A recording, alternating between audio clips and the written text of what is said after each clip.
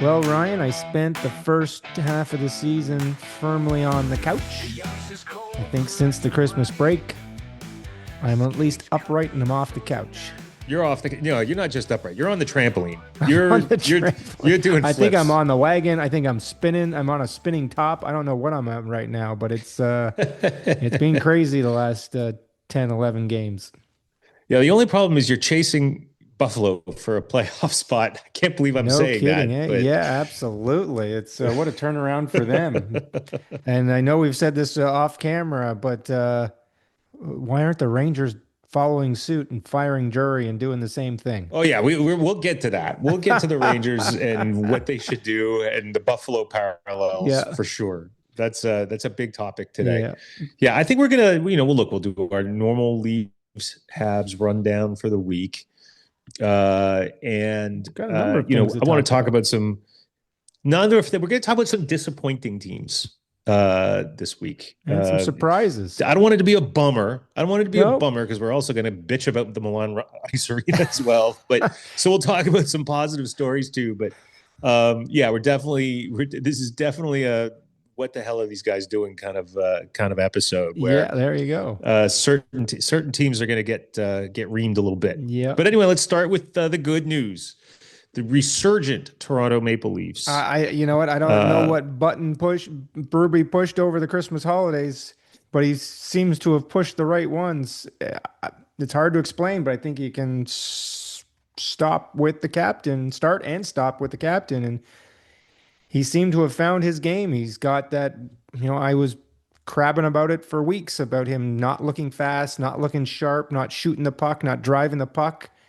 And he seems to be doing all of that now. And he has yeah, well, look, turned his season around. And the they've Leafs collected fortunes along with 16. it. Yeah, they've collected 16 points out of their last Yeah. possible 20 in their last 10 games. So 7-1 that's and 7 2. 1 and 2. Yeah. That's going to get you right back into the playoff race. And here's the thing: as I said to you, they were a 5-game win streak away from being right in the thick of it. And you were like, "That's never going to happen." And look what happened. There's been too many Look what heartbreaks, happened. along the way. But here's some of the statistics. We have 38 games left. We have 21 home games, 2017 road games, 22 against the East, 16 against the West. We still have a really West heavy schedule, 5 of them coming up this next week. And that means we're not playing teams that we have to leap over or catch or move past, which means we have to win these games because if we don't, we're going to start to lose ground. The other thing that the Leafs have turned around, other than Matthews turning his game around, firing um, our Mark Savard Savard. and bringing in Sullivan, our PP went from dead last in the league at 11% to 38.9% since December 27th and first tied for first in the league. And Okay, so what's over that same changed? time, 95% on the penalty killing. And we talked about this the other day. We were scoring goals, hasn't been the problem other than on the power play. We weren't killing penalties very well. We're now killing penalties very well. We're continuing to score, and guess what? We're now scoring on the power play, which means we're outscoring our competition. We're doing that. The big issue still is to me, I know you want to make a point here, is that we continue to be second last in time spent in our own zone and dead last spent in the offensive zone. So we're outscoring our issues, and we have to fix that. Okay, so not all is gold in the land Not of all is Toronto. golden. Okay, but my question for you is what have you noticed that is different about the deployment of the power play that is making it more successful? What are they doing differently? I think they're moving the puck a little bit around. They're keeping they're quicker passes. They're going low to high. They're making the defensive team move around a little bit more. They're not giving them those easy pressures up, down, low, up, high. So they're moving the puck around. They're getting pucks to the net. That's the biggest difference. I think they're getting the Mm-hmm. pucks. They're firing the pucks in net. There've been a lot of rebound goals, a lot of digging around the net goals. Tavares continues to score down low. Nyes is getting those down low goals. So Are the it's been players in the helpful. same spots, No, or did they move anybody I around? think you're seeing Tavares go back to in front of the net. You're seeing Matthews play that's off circle off slot spot and getting fed and Uh-huh. firing the puck. And again, that's part of it. He's firing the puck and he's getting those one timers and it's making a difference. And I think they're also switching up OEL back there and Riley back there. Riley has looked as well as the Leafs have looked in the last 10. Riley has looked equally bad. Okay, Um, that was going to be my next question because obviously you and I talk a lot during the week, a lot of texting during games and stuff. And one of the things that I've noticed is that the name Robertson has faded from yeah, use in your text trade rants, him. and the word Riley appeared about 67 times in the last week. Never in a positive light. Well, So, it's the giveaways. He's a liability out there in the defensive zone. And mhm. without Tanev and a couple Yep, games without um, McCabe, puts him in a situation where they depend on him a little bit more, and that's not good news. He shouldn't be out he shouldn't have there. those tough He starts. Huh? shouldn't have Shouldn't be those. killing penalties. Yeah, I don't think he should be killing penalties. And uh, we haven't heard the news on Tanev yet, but it doesn't sound Doesn't good look that he's good. coming back at any time soon. And thank God Carlo's back though. Carlos back, which is helpful. Carlos, it is helpful, although he wasn't playing that great before he went out. He wasn't exactly No, the strongest on the no, on but the blue line then. the ankle and foot issues were probably hurting his skating, and I think that's gotten Mm. straightened out. So hopefully that will be back, and he's definitely nice to have back. And look, there's still the golden child out there ready to be traded. Let's bring in Anderson and find a way to bring him in. I am not going to stop on this one. Riley's a Western boy. Send him back out west. Do what you got to do. Get your golden defenseman back there. Get him. Oh my God. What happened? Nothing. I I'm just amazed at your consistency on all of this. I'm consistent. That's oh my God is like I'm so amazed by your consistency on all of this. Like this team plays terrible, you're calling for something. This team plays great, you're calling for exactly the same thing. I want to know what's going to make you change gears. I guess you did. Nothing. I should be the You were assistant crying GM of for this team. an Austin Matthews trade just 2.5 weeks ago. So We should I address guess this. We you should address this because you're absolutely right. I called out the captain. He starts to playing better. And I said some things which were probably a little over the top and a knee-jerk reaction in terms of trading your captain. Look, you it was the can't pre-holiday trade your stress. you can't trade your franchise guy for a couple of reasons. One, you're never going to get back the return that he's worth No, he's a because generational player. right, so you're never going to get a return that he's worth. And if you do trade him and get something back, like that trade for Hughes with Minnesota was, you don't see those too often for franchise type players. To get that back for Matthews, a defenseman's different than a forward too, where you're forward where you're depending on offensive skills and drive the offense. Is that if you trade him for somebody, you're not very going to get somebody back like that, and you're going to trade him for draft picks that is the promise of potentially getting something like that. And the problem is the teams that are going to want him are going to be lower in the standings or higher in the standings, meaning you're going to get a lower draft pick. So you're never going to get the high end draft pick for trading your franchise player because you're making the other team better, which means your draft choices are going to be worse.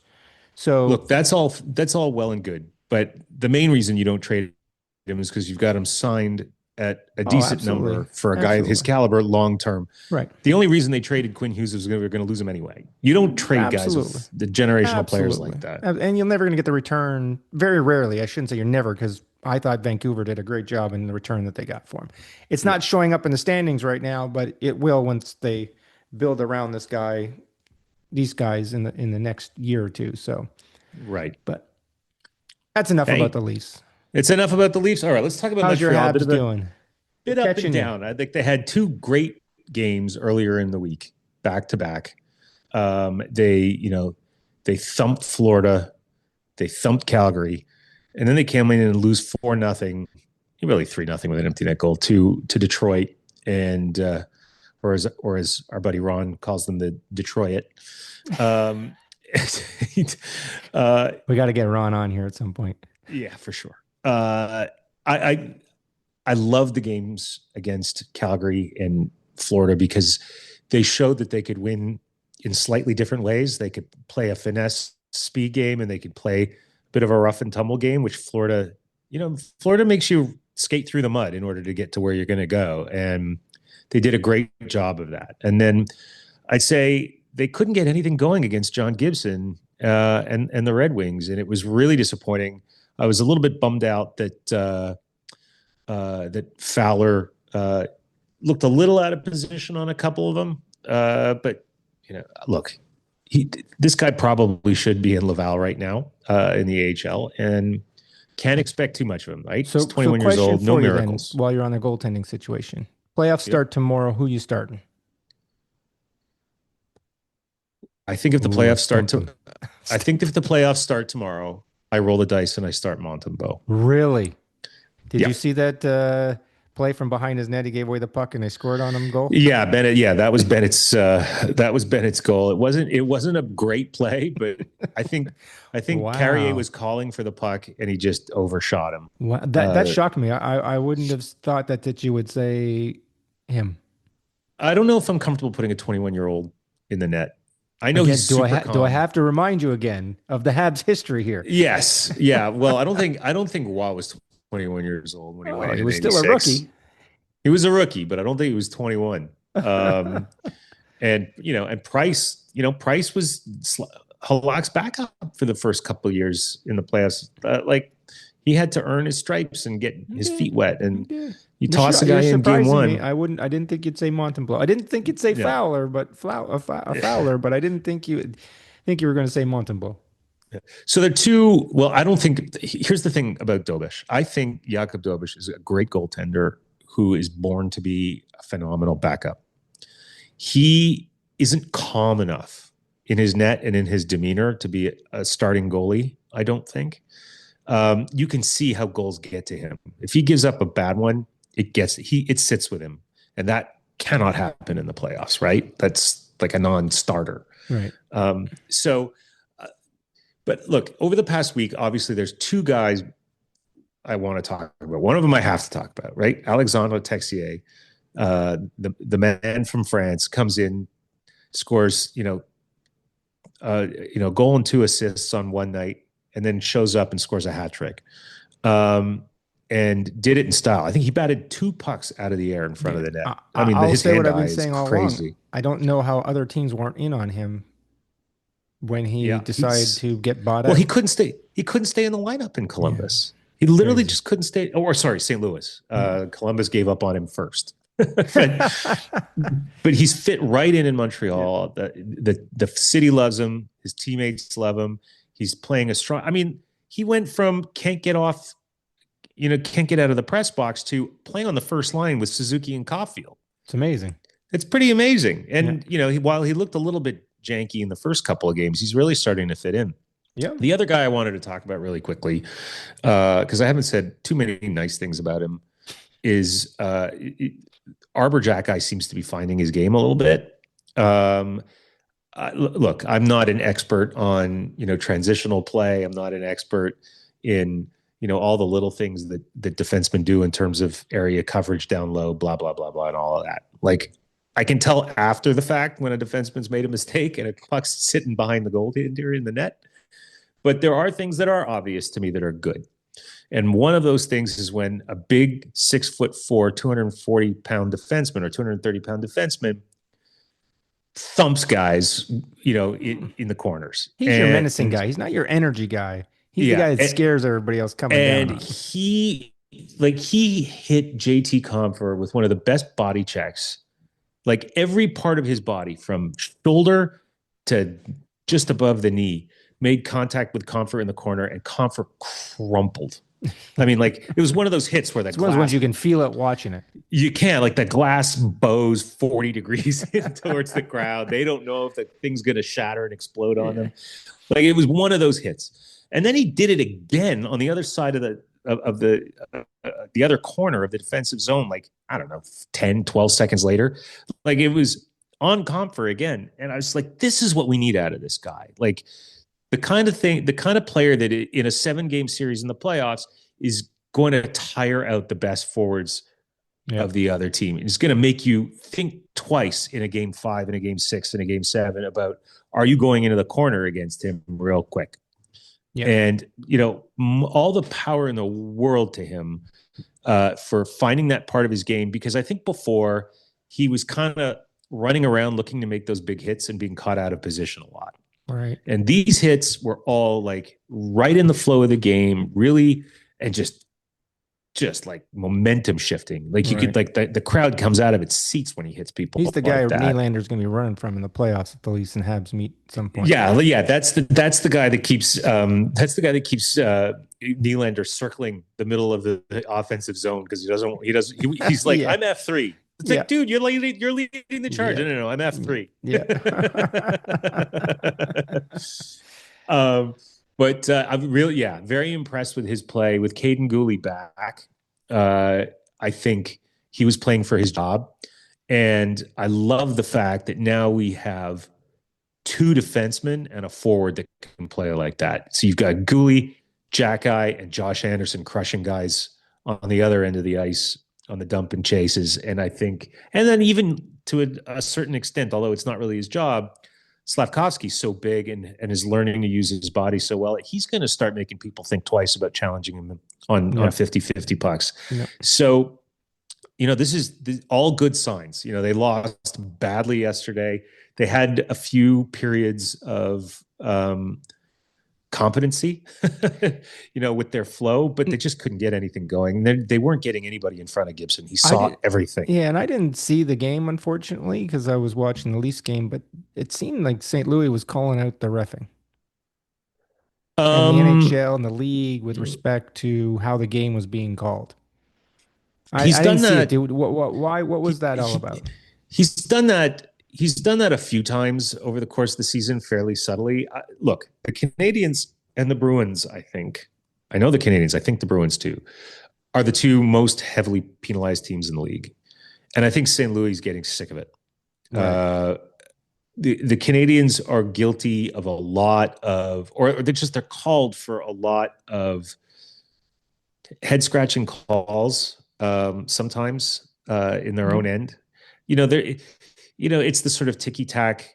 Yeah, I didn't know if there was more to it in terms of. I don't. So it's future. He's looking. He's trying to change the pattern and get the league to sort of, and the rest to sort of notice and hopefully get some calls going his way.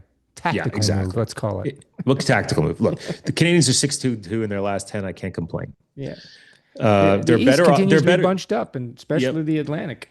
Yep, there are far more. There are many other teams who are in far worse shape than the Montreal Canadiens, and that's what we want to talk about now. Yes. Let's start with the Ottawa Senators, what's going on in Ottawa? Were everybody's favorite to take a giant leap forward after making the playoffs last year.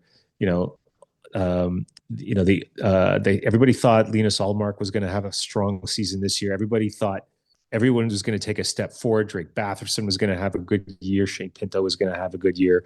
All of the things that had started to come together towards the end of last season and started to show themselves in the playoffs a little bit more. They were going to have a healthy Brady Tkachuk coming, into December. And look what happened. They can't stop the puck. Can't stop the puck. There's, again, similar to the Leafs situation, they can score, they can't stop the puck. But it seems to be entirely. I should say the Leafs situation, because Leafs can stop the puck.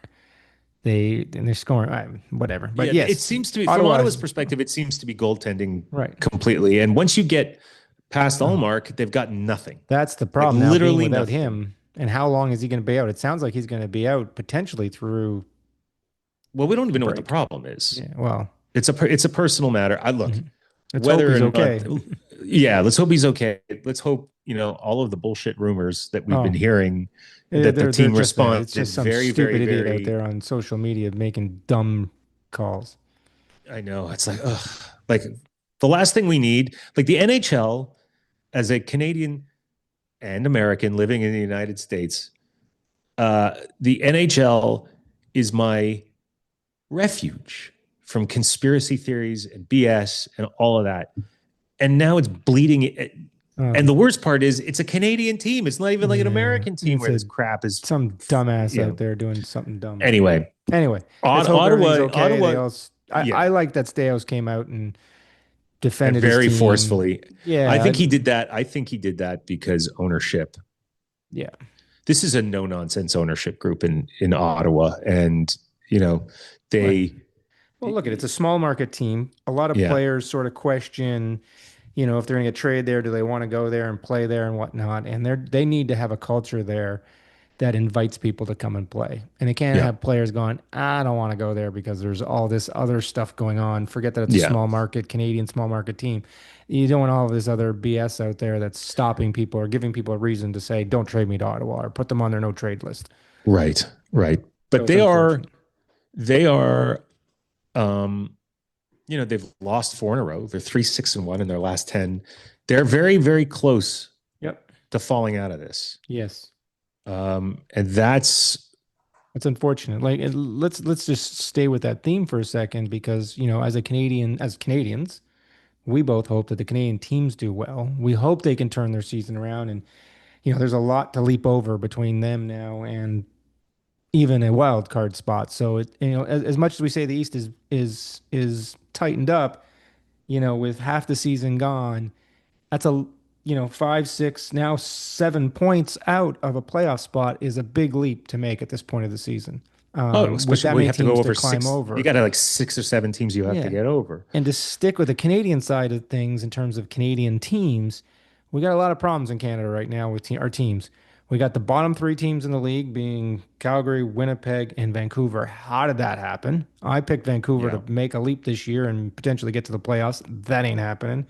Winnipeg, we talked to them and put them in the same sort of breath as Colorado and Dallas in that Western Metropolitan Division or Central Division, and that's not happening. They are 5-15-5 in their last 25 games. That is Wow. brutal. And they've had some bad stretches, and that's Well, not good for Canadian hockey. That's not good for, well, bringing it's the not good cup for back.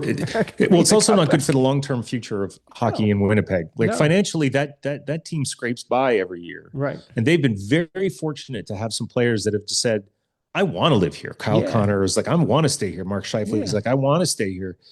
How long does that last if they can't compete? By the way, if you now, granted, Hellebuck has been injured for a portion of the year, Yeah, but he's been right? back for since A decent, beginning. Yeah, he's been back for the understood, last a 15 decent portion of the games. year. But if I had told you that the Jets' team save percentage in the first week of January was 888, would you It's have believed me? terrible. I wouldn't believe you, and if I 20th, hadn't seen 20th in the it, league. it's 20th in the terrible. league. I cannot, it bears belief. I like, Yeah, you got to think for if you're an American, you got to be thankful that your goaltending situation for the Olympic is very deep because you got Ottinger back there, and you've got Swayman back there, and you got Hellebuck. So one of them's not going, and right now Hellebuck, the two teams that went to the final in the Four Nations, both those starting goaltenders might not be starting game one come the I know Olympics. it's crazy. And by the way, when you think about the American goaltending, like if Thatcher Demko was Canadian, he'd be starting for Canada. Yeah, he's And not he didn't looking even so make good the right now either, and he's injured by the way. He got injured in Toronto in the he game got injured against again. Toronto. He's made out of glass, that guy. Yeah, I yeah, like he's so talented. yeah. Um, but look, and if you would have said at the beginning of the year on the same thing, and I'm not talking about a bad team right now. If I would have told you at the beginning of the year that in the first week of January, the number one team in save percentage in the league with a save percentage of 920 would be the Colorado Avalanche with Scott Wedgwood and Mackenzie Blackwood, I would have said, We would never have no said way. that. There's I just would no. have put so much money on the other side of that bet. It's crazy. But let's remember when Colorado won the cup the last time, and Wedgwood and Blackwood are playing really really well. Yeah. But they're playing really, really well with a really good team in front of them. They seem to be able to score at will, and they got a strong defensive group that is able to move Yeah. the puck and get out of their zone. So, yes, they're playing well. I don't want to take anything away from them. But the Colorado Avalanche have proven they can win a cup with a really mediocre goaltender. I know. I know. So, and this Now team they might got not two be good any different. goalies. This team might Yeah. not be any different. So, This team is really something else. But so okay, so let's move on to the next team that is depressing at best. And we alluded to it at the top of the show, the New York Rangers, who have still not fired Chris Drury how is this somehow. happening? I 10-2 to the Bruins. they gave up a 10 spot to the Bruins, a touchdown and a field goal. And they're out without their star goaltender for who knows long. Shesterkin, I know. that didn't look like a pretty, he didn't look really like he got hit. No, it was an awkward bend and slash Yeah. fall for So him, who knows and if he that's going to tore in the cost him. ligament in his knee or I Yeah. don't know. But good thing the Russians aren't in the Olympics because they wouldn't have their top goaltender either. I think they'd be fine with Sorokin, Yeah, quite frankly, the true. way he's playing. But True. but let's talk about this for a second, because now they've got to ride Jonathan Quick, who I think at this point is 74, 75 years old. And they're gonna have to ride him for the rest of the season if they're gonna make a playoff push at all. And he will fall apart. He will fall apart. He will not be able to. He may not get hurt. I hope he doesn't get hurt. I love Jonathan Quick, man. Like Yeah. the Kings are my number 2 team, right? I've always been a huge fan of him. I love his aggression and the way he battles in the crease. But at the same time, he's not what he used to be. No. And he is going to fatigue. And if he plays 75% of the Rangers games between now and the end of the season, let's just say by some miracle they make the playoffs. Just let's not even talk about. They're gonna have to pin him to the crossbar like a scarecrow in order to keep him upright. There's gonna have to be a lot to happen for them or Ottawa or teams down now there that 45-point range to make the playoffs. It's just not happening, which again goes to our point. Buffalo has turned their season around by firing their GM and changing, I guess, the culture around the team. Yep. Why are the Dolans continuing to allow Drury to run this franchise and seemingly run it into the ground? Because last year the players didn't like him. They sputtered badly after being first place the year before and winning the President's Trophy. They bring him back. They sign him to a miracle happen. They sign him to a new contract, give him a vote of confidence, and he's continuing to show that this team does not want to play for him. Yeah. Like, forget it. It's one of those things that just blows my mind what the Dolans are doing and why they haven't fired this guy. Yep. End of story. End of story. It's time to tear it down. So while we're staying in the West for a second, or we're staying in the West, the Rangers are in the East. The other team that's a little bit inflated, confusing is the Knights. The Golden Knights. 12 overtime losses. And if it wasn't for that point a game anymore, they'd be outside of a playoff spot as well and not looking really good. They got goaltending problems. Aiden Hill was injured. Carter Hart just got injured. They're seemingly in trouble too. They're falling a little bit in the standings. They are in first place in the division with 21 wins in 44 games. They're also 4-4-2 in their last 10. Yeah, they won the last 3. That's my point, is like they are first place in that division with 21 wins in 44 games. Yes. The loser point distorts things really badly. Well, we talked about the Calgary Flames, Winnipeg, and Vancouver as being the bottom 3 teams in the league. Winnipeg's now there too. But Calgary, being in that bottom 3-4 teams, has got 19 wins in regulation. Only one worse than the Golden Knights. The problem is they haven't won as many games in overtime. They've lost too many games. But you know what? We've both said, and I believe it to be true, unless something happens, a miracle happens, whoever comes out of that out of the Central Division in the West is going to go to the Stanley Cup final. There's just no way. It's just showing that the Hatfield and McCoys in the West is starting to separate itself. You got the top 3 teams, and you got everybody else. Right. Right. Well, and there's two ways of looking at that. And Minnesota. There's 2 ways of looking at that. You could say that Colorado and Dallas, their records are a bit inflated because of the crap teams at the bottom of the West compared to the East. I don't buy that for a second. No, because you only played them 3 times. Yeah, I think the bottom teams in the West are looking poor compared to the bottom teams of the East because you have Colorado and Dallas in that division. You look at Minnesota, who's 3rd in the Western Central Division at 61 points. Are still 9 points ahead of the top team in the Pacific. Yep. And they're playing those teams too. Right? So again, that just shows you those 3 teams are separating themselves, and the dogfight coming out of that division is going to be, again, it seems like in the last 3 or 4 years has been a dogfight coming out of division. It's not going to change this year. Yeah. Yeah. Well, will the two, I can't ever remember how this works. So educate me. Would the 2 and 3 teams in that division play each other Yeah, they play in the in the first first round. round? So the top two teams What? of So the Central Dallas and the and Pacific Minnesota will have plays to the beat the top crap two out of each. the two teams in the wild card, and then I the hate two this three format. seeds play each other, and then depending and then the winner of those 2-3 games plays the top team, or if the top team in the division somehow loses the wild card, then it depends on who's playing who. But yes, you play That's within your division first. That that is ridiculous. look, we've had this discussion every year, both before we were doing this podcast and since we were doing this podcast. I still believe you got to go to the NBA style where you play One in to your eight. divisions in the regular season. In the playoffs, you go to 1-8 in the conference, Yeah. right?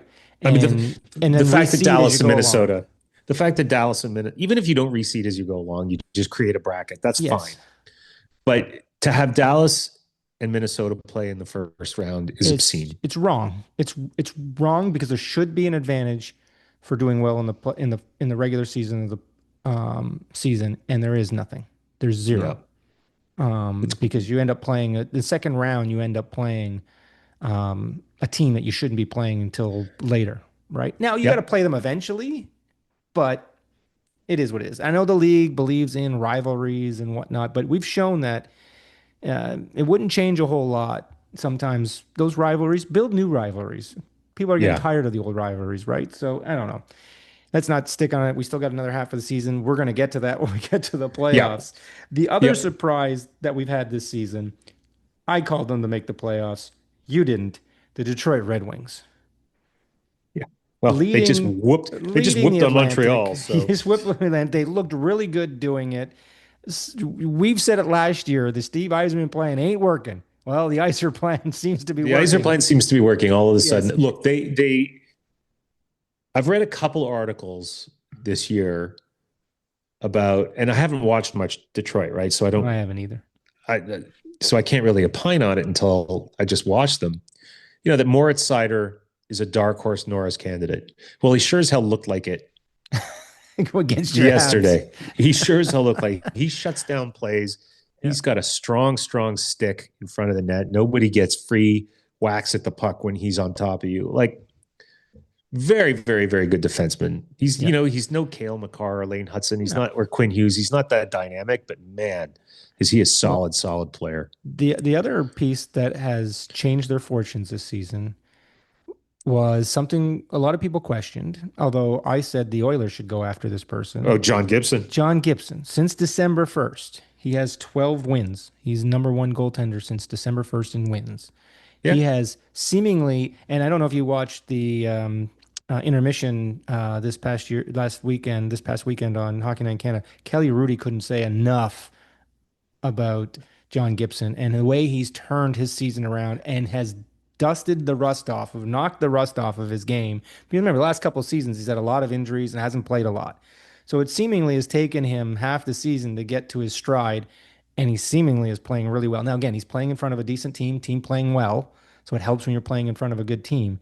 But he seems, where would the Oilers be if they had him playing like this in the net from the beginning of the season? Probably pretty good. But I have to look again. I can only talk about my experience watching one game. Yeah, he saw everything. Like, right. That D cleared the net. Oh. Maybe it was them. Maybe it was a function of how Montreal approached the game. I don't know. But yes, he was great. Yes, he got a shutout. But you still need to make the saves. You still need to make this. You still need to make the saves. But as whoever the commentator was on TV on Sportsnet last night, like, most NHL goalies are going to stop everything they can see. Yes, except for one that got traded this year. Okay, go ahead. Sorry. But look, I would say maybe Gibson is that good. Maybe people have really underrated the depth and strength of Detroit's defense, possibly, which makes them a dark horse, even if their secondary scoring is a little. Yeah, a little bit of both, maybe. But that said, look, just like Montreal, they are a +3 in the goals for and against. Yep. It's Yep. looking at the Atlantic is so weird because you look at Detroit +3, Montreal +3, and then sandwiched in the middle is Tampa Bay +39. It's just Like incredible, what? right? Just incredible. They're scoring at a really great pace. Kucherov's having another good year. And they're seemingly what we had said their defense was going to be an issue for them this season because Hedman was injured and they haven't had a lot. Their goals I against don't isn't get it. they're doing pretty well and I they're don't just get coming it. off a 9-game win streak. So Smoke and mirrors. yeah, I don't get it. John Cooper, give him a hand. There's Yeah. a reason why he's Team Canada's coach, right? You know what? And if he wants Cirelli on the team, maybe Cirelli should be on the team, Yeah, right? put them on. So Yeah, fine. Sorelli, Hagel, anybody else they want. They're you playing just well. put him on the team. Maybe he knows, right? So, Yep.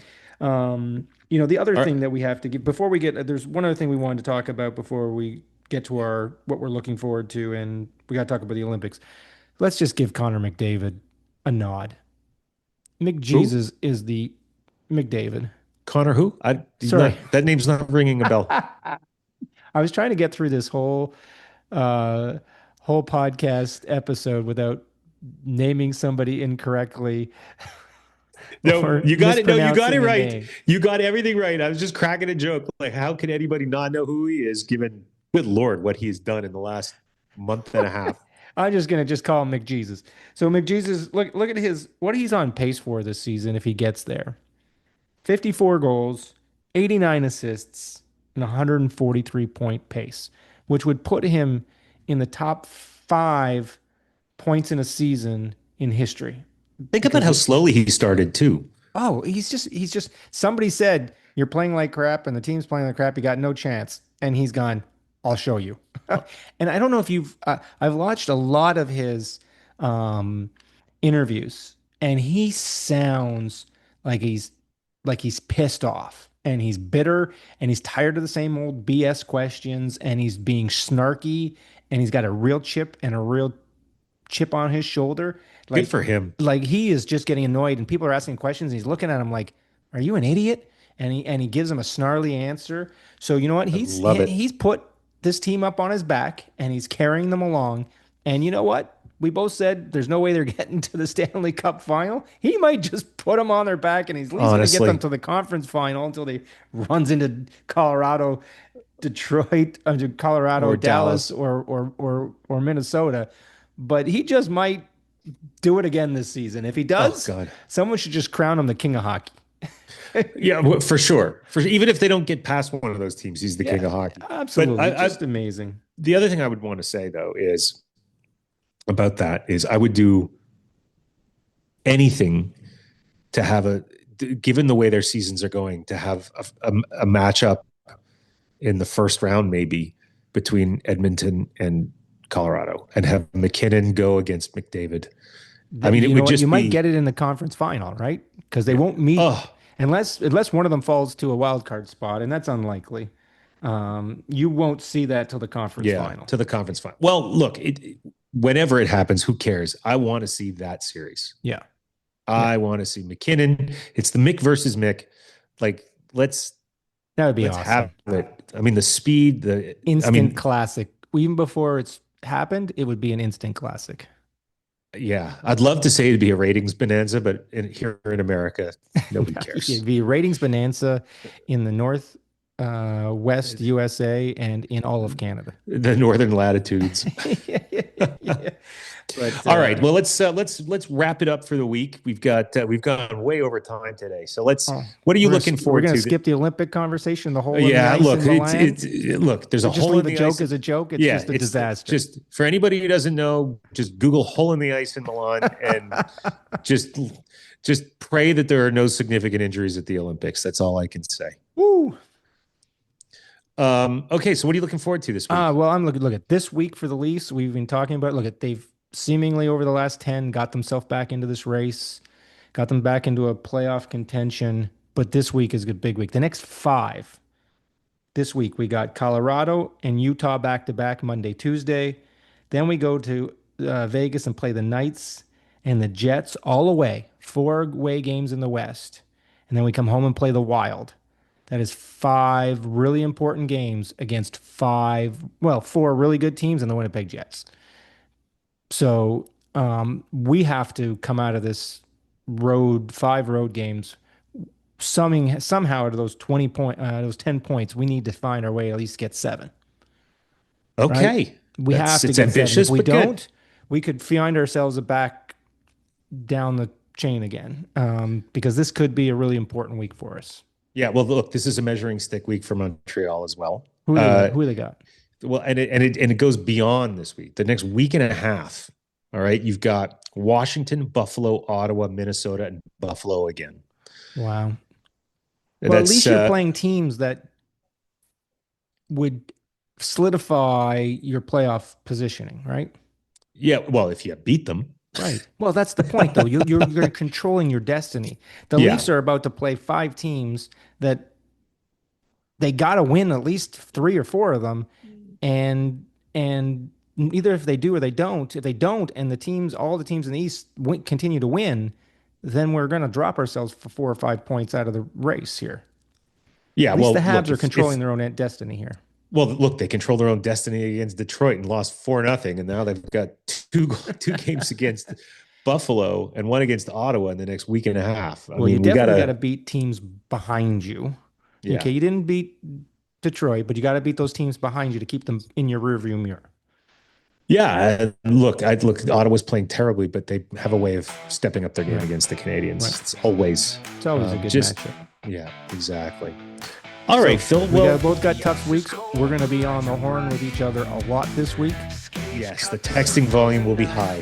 Poor Ron and everybody else on our text chain. So it'll be fun. It'll be a fun week. I'll be watching some of yours. You'll be watching some of mine. And we will see you next week on the Aiming 5-Hole podcast. Have a good week.